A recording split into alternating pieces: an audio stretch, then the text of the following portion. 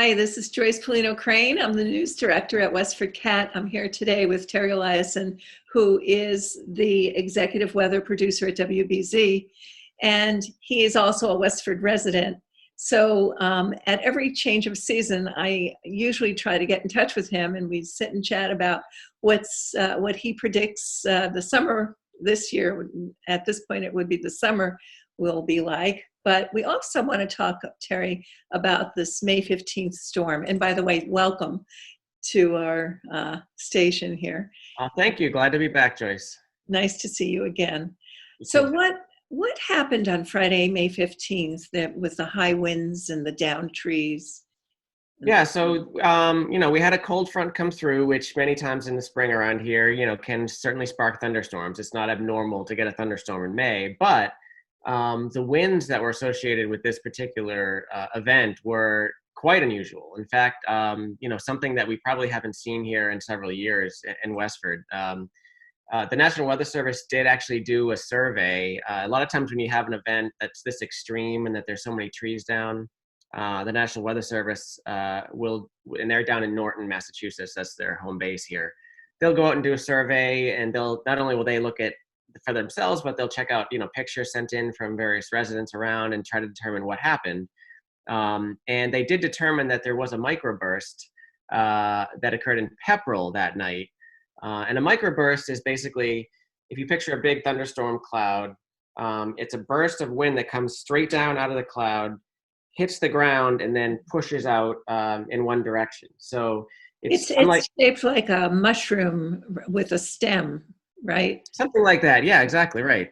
So whereas with a tornado, you would get a circular sort of wind damage pattern, and you'd see trees spread in all different sort of directions. With a microburst, they're all laying down in the same direction. They're being pushed all in one direction. So, and that was exactly what happened. If you went out and saw any of the tree damage, which I did the following day, they were all laying basically in the same direction. So it was not a tornado, but there was a microburst. It was only officially a microburst in Pepperell, but I would contend that the damage I saw in Westford and Groton probably reached the baseline to call it a microburst here as well. They did do surveys in Groton and Westford and determined that while it was a straight line wind damage, much like a microburst, that the microburst probably had diminished enough by then that it wasn't officially a microburst. But we're kind of talking semantics at this point. Yeah.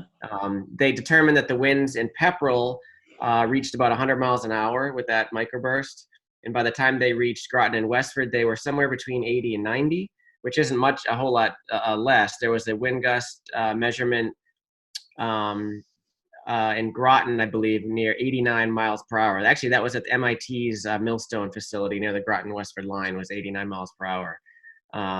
And there was a lot of tree damage in that area over near Cow Pond Road Conservation, if you're familiar with that whole area. A lot of tree damage over there, and it extended down Route 40 to Depot and Dunstable Road, and even into northern parts of Chelmsford. So quite extensive. And again, I guess you could say that you lived through the microburst of 2020.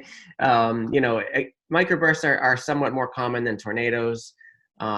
It's winds pushing all in the same direction as opposed to in a circular fashion. So are there records? Does anybody know when the last microburst took place in this region? Yeah, so they don't, unlike tornadoes, they don't keep records on microbursts just because they are a little bit more frequent. Every summer and spring and summer season, there will be a handful of microbursts in Massachusetts. Just speaking as a longtime Westford resident, I can't remember one, in my lifetime here. Doesn't mean there wasn't one. There probably was at some point, but, for any specific town like Westford, it's a fairly rare occurrence, probably once every 10, 20 years or something along those lines. I've been noticing, though, even last summer, it just seems to me like the wind is picking up more frequently than it used to. So in fact, we thought the same thing at WBZ, and we did a little research through the Blue Hill Observatory, which is down in Milton, but they have this continuous record keeping over the last well over 100 years. They're a great observatory, and so we asked them, is it really? It seems like it's getting windier, and they did a little study, and it actually came out that this has been. we actually went through a bit of a lull as far as winds go in the last 5 to 10 years, but just over the last year, we've seen a very high, a big increase in winds. And I don't think there's anything really to attribute it to other than just sort of, luck, randomness. But we certainly have had quite a few wind events in recent times. And tornadoes. There was a town out in the western part of Massachusetts that was really damaged by a tornado a few years ago. Do you remember that? Well, there have been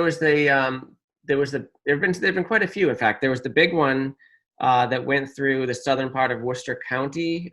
So it went through places like Monson and Goshen and just south of Worcester towards Sturbridge. And it actually crossed over Route 84. And even though this was a number of years ago, it started in Springfield, Mass. And even though this was a number of years ago, if you drive down 84 towards Connecticut and you look just to the left at the right time, you can see where there's trees and then there's a hole and there's trees. So the scar is really still there. Yeah.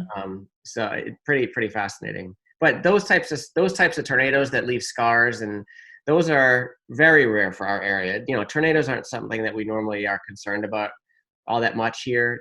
Typically when we do get tornadoes, they're what we call weak little spin ups. So something touches the ground and is there for 30 seconds at most and pops back up.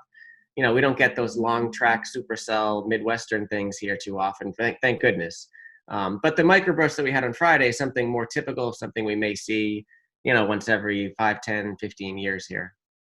So then my theory, my self theory that we were heading towards a change in climate and tornadoes would be more frequent, not going to happen. No. The climate change, I'm not to say that our climate isn't changing, it certainly is. But those types of changes are things that happen over decades, not over months or years. So, perhaps by the time our kids or grandkids are living in Westford, might we see an uptick in things like tornadoes and severe weather? It's possible, but the fact that we are, right now our temperatures are increasing by a degree or two over a certain number of years, that's not going to be enough to make us, another sort of severe weather corridor like Oklahoma and Kansas. So I think those, it's hard to make that connection, to climate change and local scale, like tornado type events. Oh, good. Yeah, I think we're not going to become a new tornado alley here in New England anytime soon. Yeah, it's because my nightmare is that I'm out on my bike riding on the trail, on the Freeman Rail Trail, and I'm at the end of it, and some microburst comes along to terrify me. Yeah, I mean, thankfully, I think we've come far enough in meteorology that we have a good warning and good enough warning system with those. I mean, everybody sort of knew that thunderstorms were coming Friday, and if you're out riding your bike in the middle of it, perhaps you should have just looked at the WBZ app, give it a glance or turn on the TV or, stuff like that doesn't usually surprise us anymore. I feel like we have a good sense of when we're going to get something like that. I mean, we didn't expect a microburst, but we certainly knew there'd be thunderstorms with gusty winds for sure. Yeah. All right. Well, so moving on from microbursts, what are you seeing and thinking or predicting for the weather this summer? And please say it's not going to rain a lot. Well, so I think we've got good news. If you go back to the early parts of April, the last, say, 30 to 45 days, that stretch has been very chilly. We've averaged about 3 to 4 degrees below average per day. And that's a top 10 cold stretch for Boston and the suburbs. So, this is the coldest April 15th through May 15th that we've had since 1967. So it's been cold. And of course, I think this is breaking news to anybody. If you've been hanging around in your house, which I think we are for the last several, there have been a lot of outside, and you got to bundle up. And so it's, that's cool for New England in April and May. People think that, oh, we finally made it. We got to April. And then you're like, wait a minute, April's not all that good here all the time. And this year was case in point. However, looking ahead, just as early as later this week, it looks like that jet stream, which has been sort of right over top of us, bringing us storm after storm, everything's going to start lifting north into northern Canada. So I think we're, by the end of this week and going into next week, I think we're going to feel much better. I think it's going to be a lot more summery. A lot more days in the 70s and 80s as opposed to the 50s where we've been. This is the time of year where if you live at the coast, places like Boston and the beaches may stay cold because of the the sea breezes, the ocean's still cold. But in Westford and places inland, I think for the next several weeks, and we're just kicking off the summer, probably very soon. And the summer itself, if you want to go further beyond into the summer, Yeah. I think all indications are that it's going to be a warmer or hotter than average summer. A lot of reasons that go into that, but it looks like we may have a La Nina coming on, which is sort of the opposite of El Nino. A La Nina often means a hot summer here. It means probably an active hurricane season, which is some bad news. Many times our strongest and worst hurricane seasons come during La Nina years. And not to mention the ocean water is so warm now down in the Gulf of Mexico and off the southeastern coast of the U.S.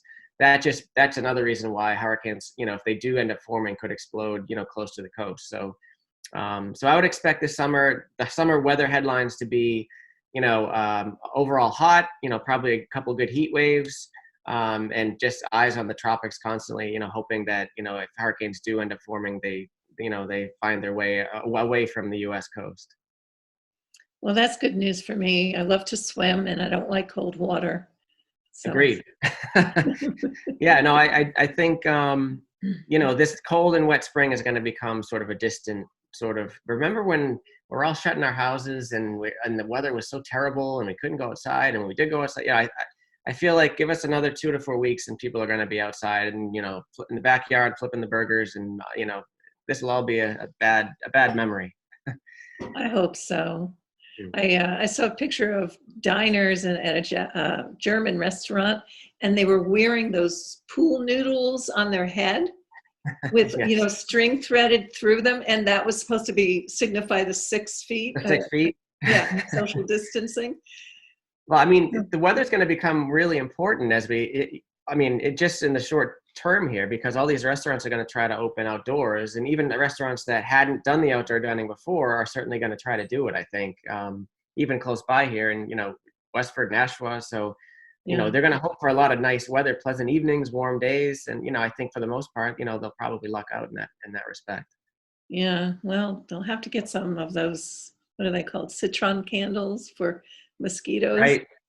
Yes. And actually that's, since you mentioned mosquitoes, the wet spring that we've had is probably unfortunately going to mean it's going to be a buggy season. I mean, it seems like every year is a buggy summer, but typically the wetter you are and the more pools that form around the area, that's just breeding grounds for mosquitoes. So that'll be the next thing, right? We'll be talking about, triple E or whatever it is, but I do think that, we're looking at a relatively dry and warm summer.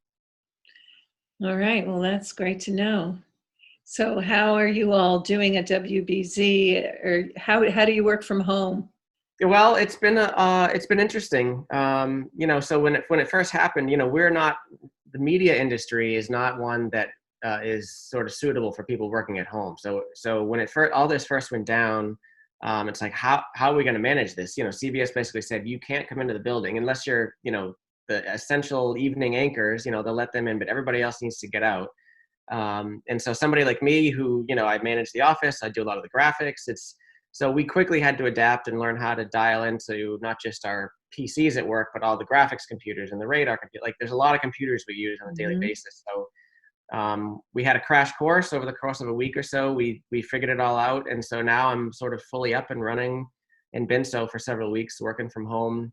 I'm able to basically, as if I'm at work, I'm dialed into all these computers and doing everything I need to do. And a lot of the meteorologists have figured out how to work from home. We've got green screens in people's basements and, lighting kits. They're trying to figure out how to light their houses. And so it's definitely been interesting. But I do think, now we're starting to see sort of phasing back into work. And so we're starting to head the other way now. And some of our meteorologists are heading back into the studio.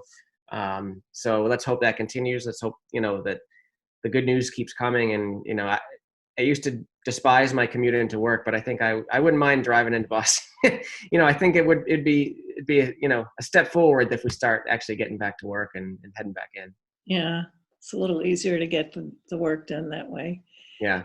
Yeah, I'll probably go in once this week. So that would be my first step out of the house and into the studio. I've been out and about, but on hikes, things where I don't Yeah. really run into people. Same So, here. Yeah, we've been going on a different hike every weekend, and I will say, I'm sure probably most of the folks that are watching maybe already know this, but Westford has a number of really, really nice trails. yeah. Westford Groton. You can go online if you're not familiar with it, but my wife and kids and I, we've hit just about every Westford trail there is over the last 4 to 6 weeks. So it's a good alternative when there's not much else to do. Yeah, no, it's great. And actually, someone had suggested a while ago, suggested that we, at WestfordCAT feature the trails in the town. Hmm. The Conservation Trust is where you'll find the maps and the listings. And I'm here at Blanchard Farms in Westford, and the Tom Paul Trail goes right through it. So Yeah, we were on that trail about a week ago, my wife and yeah, I. yeah. Beautiful. So did you come out at the Arch Bridge side We or so at we Town Hall? we started at the Arch Bridge and we came out up near the library, up near the center of town. Yeah. But yeah, that's fantastic. The Arch Bridge Trail is great. The Bird Sanctuary Trail that runs in there as well, really nice. There's just so many like hidden gems, and there's obviously there's the East Boston Camps has a great trail system behind there. So And also a beautiful lake or pond in the middle of it. yes, Or just yes. pond. Yeah. So if you have dogs, great place to go. I'm sure, again, this isn't news to most, Westford residents, but if you haven't got out there, there are really great places to visit in Westford. Very true. Yeah. You don't have to go far. Yeah. So thank you for sitting with me again this season. And Very welcome. Anytime. I'm happy to do it. yeah, well, we'll bring you back. If we have any more microbursts, I'm bringing you back to Let's hope so. I'd love reassure to come me. back. I'd love to come back, but let's hope we're not talking about 100-mile-an-hour winds and trees down, maybe some happier occasion. Yeah. All right. Well, thank you so much, Terry, for joining me, and we'll keep in touch and see you soon. Thanks, Joyce.